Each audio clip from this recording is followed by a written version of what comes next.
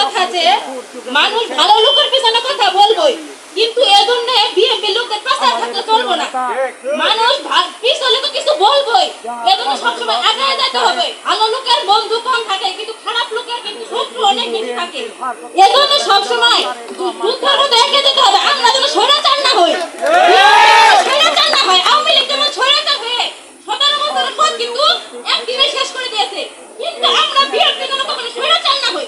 এজন্য সবাইকে মনোযোগ দিয়ে কাজ করতে হবে। আমরা চাই প্রত্যেকটা ভোট যেন বিএনপি খাতায় পড়ে। আমরা বাবা একজন আওয়ামী লীগ, কিন্তু আমি আওয়ামী লীগের নির্যাতিত হয়ে শ্বশুর বাড়িতে দেখেছি কিভাবে বিএনপিতে রাজ্যে থাকতে হয়েছে। কিন্তু আমি চাই না দ্বিতীয়বার কেউ এইভাবে পড়ে থাকুক, কেউ মশার কামড় খায়, কিন্তু আমি চাই না। তাই বলতেছি, আপনারা কারো একটা ভোটও বাইরে দিবেন না, আর কেউ বেইমানি করবেন না। আজকে এখানে বইলা গেছেন বাড়িতে যা ভোট যাবেন, কিন্তু কালকে যা ভুলে যাবেন, এটা আমি নিশ্চিত। কারণ এটা অনেক হয়েছে, ইতিহাসে এমন হয়েছে। কিন্তু আপনারা যেমন কথা দিলেন, ইসলাম আপনারা কিন্তু সবাই মুসলিম, এর জন্য কথা রাখার চেষ্টা করবেন। আমানতের খেয়ানত এবং কথা ভঙ্গকারী কখনো মুসলিম হতে পারে না। এজন্য আপনাদের সবারই উচিত কথা দিয়ে কথা রাখা। এটা আমার কথা বলার ছিল। ধন্যবাদ।